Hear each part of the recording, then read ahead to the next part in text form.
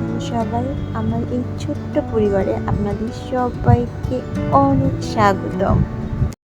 আমি আর মাধুর্য নিচে যাচ্ছি, ওই তো মাধুর্য স্যান্ডেল পড়ছে।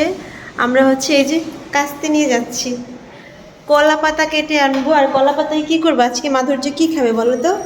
ইলিশ মাছ কলা পাতায় প্যাক করে রান্না করব ইলিশ তেল দিয়া। কলা পাতায় ইলিশ মাছ ভাপা খেতে চেয়েছে, সে হচ্ছে একটা ভিডিওতে দেখেছে, এখন বলতেছে মামুনি তুমিও আমাকে এটা করে দিবে। তো এই জন্য হচ্ছে বাগানে যাচ্ছি কলা পাতা কাটতে। তো চলেন আপনাদেরকেও দেখাই। এই যে পাশেও কলা গাছ আছে, এখান থেকে কাটবো না। আমি আর মাধুর্য চলে যাচ্ছি বাগানের ভেতরে। তো ওখানে আমার অপ্রয়োজনীয় কিছু কলা গাছ আছে, সেখান থেকে কলা পাতা নিব। আর ওই যে দূরে দেখতেছেন একটা কলার মোচা ঝুলতেছে, তো ওইটা না আমি কাটতে পারি না, অনেক উঁচুতে, এজন্য কলার মোচাটা ওখানে বসেই নষ্ট হচ্ছে। আর এই যে ছোট্ট একটা গাছ থেকে কলার মোচা কেটে, কলার পাতাটা কেটে নিলাম। একটা বড় একটা পাতা ওখানে, ওই পাতাটা এই যে ছিঁড়ে গেছে প্রায়, এই তো ছিঁড়ে গেছে। মানে দেখো একটু, দুটো পাতা বড় বড় না, একটা ছোট একটা বড়। এই যে কলা পাতা এটা ছিঁড়ে নিয়েছি, বড় সাইজের একটা কলা পাতা নিয়েছি। আমি এবার একটা কাটবো। আরে গাছটা নষ্ট করো না বাবা, আমি একটা কাটবো। তুমি ছোট ছোট গাছটা কাটো।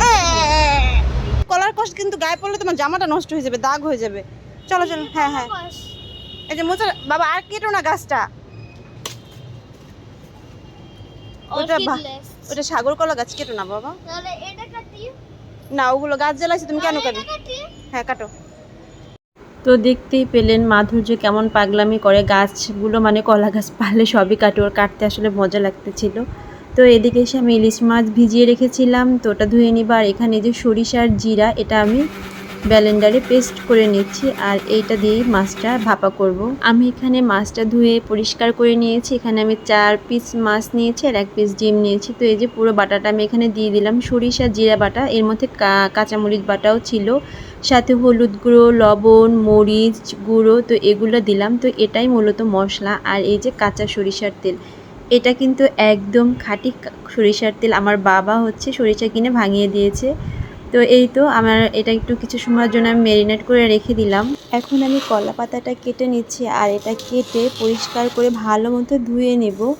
আর এই কলা পাতায় মাছ ভাজা করতে যে এত কষ্ট আমি আগে বুঝিনি, তো বুঝতেই পারবেন কেন কষ্ট বলতেছি। আর এই যে এখন হচ্ছে আমি মাছটা দিয়ে কলা পাতাটাও হোল্ড করে আর কি বেঁধে নিব, তারপর হচ্ছে এটাকে ভেজে নিতে হবে। তো এই যে আমি এখানে মশলাটা দিচ্ছি, আর এর মধ্যে আমি একটা কাঁচামরিচ দেবো। তো যেহেতু মাধুর্য খাবে আমি অল্প ঝাল দিয়েছি। তো এই যে বেঁধে নিয়েছি, আর এই বাঁধাবাঁধির কাজটাতে সব থেকে বেশি কষ্টের, মানে আমি পুরো ঘেমে নিয়ে গিয়েছি এই কলা পাতা বাঁধতে আর কি। মাছ দিয়ে মনে হচ্ছে এদিক দিয়ে ফেটে যাচ্ছে, ওদিক দিয়ে ফেটে যাচ্ছে, ওদিক দিয়ে, মানে কি আমি ফার্স্ট টাইম কলা পাতায় মাছ ভাজতেছি, এর আগে আমি কখনোই কলা পাতায় মাছ ভাজিনি।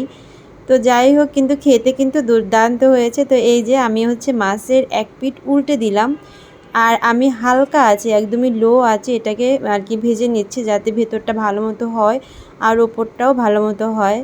আর এটা না খেতেও খুবই ভালো লাগে, কলা পাতার একটা গন্ধ আসে, তো খুব ভালো একটা স্মেল আসে, আর ভীষণই মজা হয় খেতে। তো এই যে আমি এটা এই যে ভেজে এখন নামিয়ে নেব। আর শুধুমাত্র মাধুর্যের জন্যই আমার এটা করা হলো।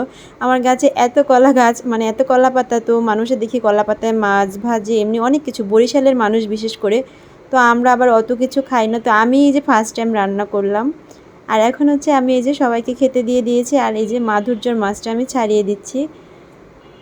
তো এই যে মাছটা একদম পুরো, তো আমি জানতাম না, আমি ভাবলাম যে বের হয়ে যায় কিনা, এটা এত সুন্দর সেট হয়ে আছে। আর এই যে হচ্ছে ডিম, আর হচ্ছে এই যে মাছ, এটা মাধুর্যর মাছ, মাধুর্যকে মাখিয়ে দিব, খাবে। আর এদিকে ওর বাবা কিন্তু খেতে শুরু করে দিয়েছে। এই যে মাধুর্যকে আমি মাখিয়ে দিয়েছি, আর এখন হচ্ছে আমি খাবো। আমি একটু মাছটা আপনাদেরকে ভেঙে দেখাই। এই দেখেন কত সুন্দর সিদ্ধ হয়েছে, আর এটা খেতে দুর্দান্ত হয়েছে, আমার এক্ষুনি জিভে জল এসে পড়ছে।